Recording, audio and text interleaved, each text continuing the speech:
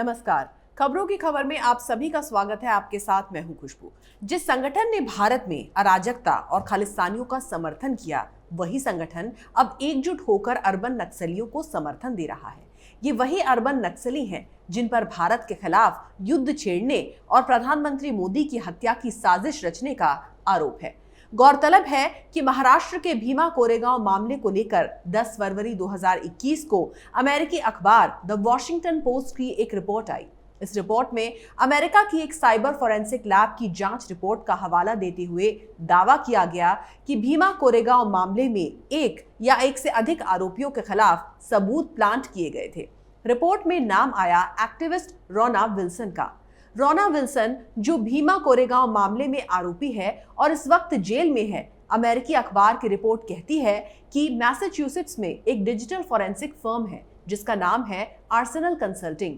इसने अपनी जांच में पाया है कि 2016 से 2018 के बीच करीब 22 महीने तक विल्सन के लैपटॉप पर साइबर अटैक कराया गया था और इसी अटैक के जरिए उनके कंप्यूटर में ऐसे कई सबूत प्लांट किए गए जिनके आधार पर बाद में उनको गिरफ्तार किया गया।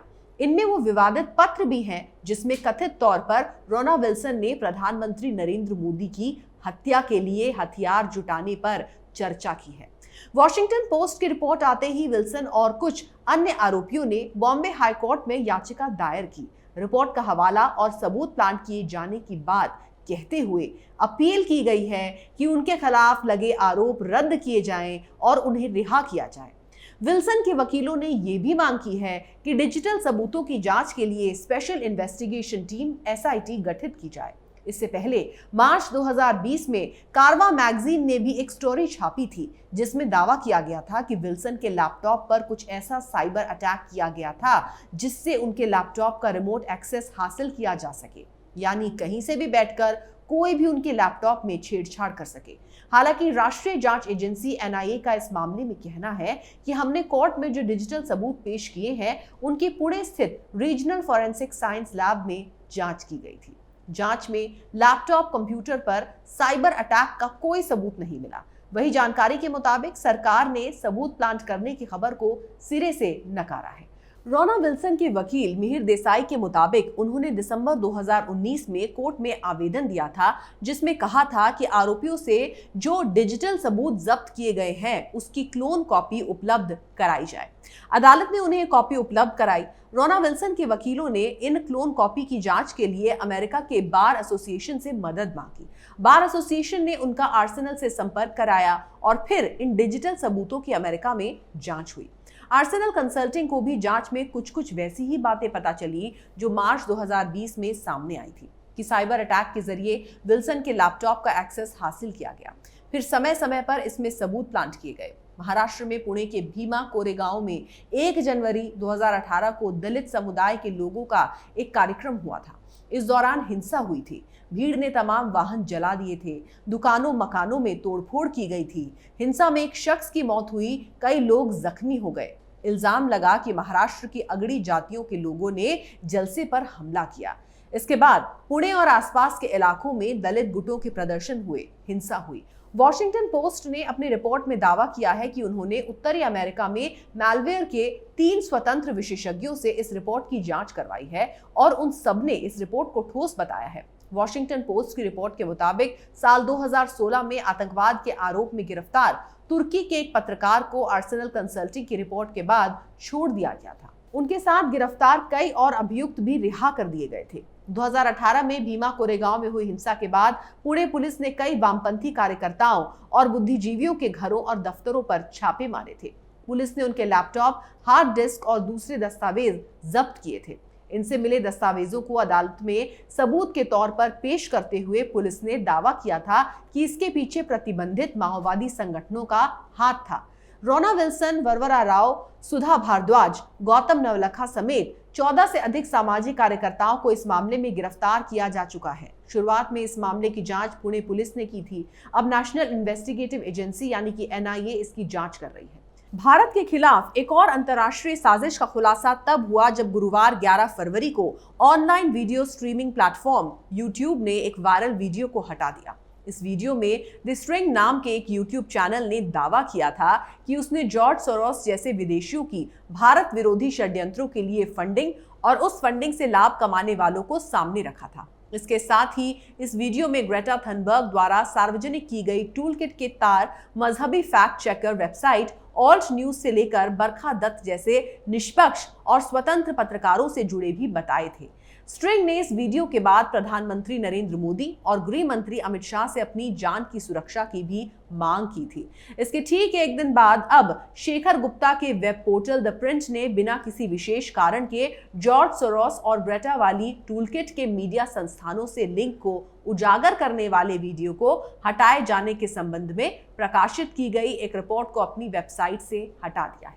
यूट्यूब द्वारा की गई मनमानी कार्रवाई के बाद कई रिपोर्ट्स में यूट्यूब के इस कदम को उजागर किया गया था। इन्हीं में से एक शेखर गुप्ता का द प्रिंट भी था। हालांकि इस रिपोर्ट का कुछ हिस्सा ऑनलाइन सर्च इंजन गूगल में अभी भी सुरक्षित है और इसे देखा जा सकता है, लेकिन गुप्ता के प्रिंट की वेबसाइट पर जाने पर यह एरर 404 का संदेश देता है। तो जिस तरीके से ये वीडियो और रिपोर्ट डिलीट की गई उससे कोई फायदा नहीं होने वाला, क्योंकि हर जगह सोशल मीडिया प्लेटफॉर्म्स पर लोग ये रिपोर्ट देख चुके हैं, व्हाट्सएप ग्रुप्स पर देख चुके हैं। अब इसे डिलीट करने का कोई मतलब नहीं बनता। लेकिन जिस तरह हर रोज भारत के खिलाफ नई नई अंतर्राष्ट्रीय साजिशों का खुलासा हो रहा है वो वाकई चिंताजनक है।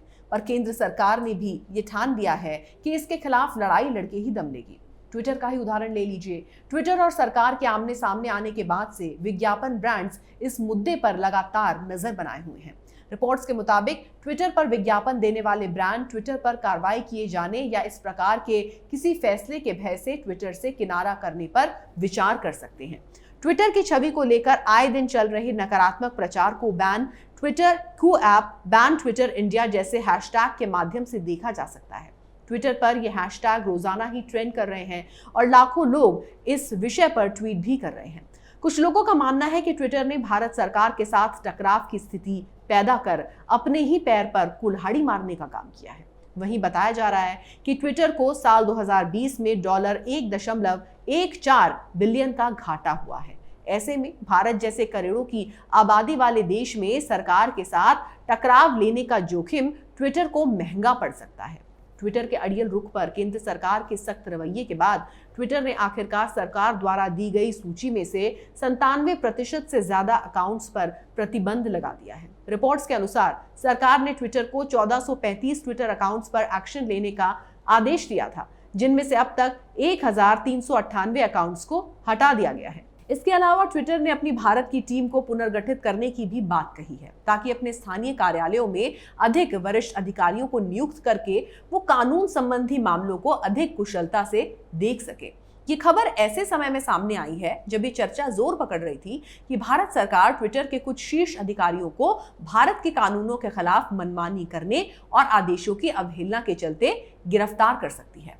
बात यहाँ पर एकदम साफ है कि लातों के भूत बातों से नहीं मानते। जिस तरह से केंद्र सरकार ट्विटर के खिलाफ सख्त हुई और आईटी मंत्री रविशंकर प्रसाद ने संसद में ट्विटर और तमाम सोशल मीडिया प्लेटफॉर्म्स को चेतावनी दी, उससे ट्विटर को यह समझ में आ गया कि अगर उसकी तरफ से कोई भी और गलती हुई तो भारत सरकार उसे नहीं बख्शेगी और भारत में ट्विटर जो गाढ़ी कमाई कर रहा है वो भी बंद हो जाएगी। इसलिए उसने वक्त रहते अपने कदम संभाल लिए और नियम कानूनों की बात करना शुरू कर दिया। इसे देखकर यही कहा जा सकता है कि केंद्र सरकार अपने दुश्मनों को जिस तरीके से एक के बाद एक सबक सिखा रही है वो वाकई काबिले तारीफ है। एक तरफ राजनाथ सिंह ने पैंगोंग झील से जुड़े विवाद के मुद्दे पर चीन को जवाब दिया, दूसरी ओर अमेरिका की माइक्रो ब्लॉगिंग साइट ट्विटर को रविशंकर प्रसाद ने सबक सिखाया। मोदी जी के मंत्री और खुद मोदी जी जिस तरह देश के लिए तमाम चुनौतियों से लड़ रहे हैं, उससे दूसरे देशों को यह आभास हो गया है कि भारत का अब कोई बाल भी बाका नहीं कर सकता।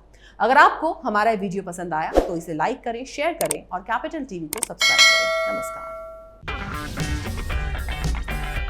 अगर आपको हमारा वीडियो पसंद आया हो तो इसे लाइक करें, हमारे चैनल को सब्सक्राइब करें और हाँ, बेल आइकन दबाना ना भूलें ताकि आप तक हमारे वीडियो की नोटिफिकेशन पहुंचती रहे। आप अपना सुझाव हमें कमेंट बॉक्स में दे सकते हैं। हमारे साथ जुड़ने के लिए शुक्रिया।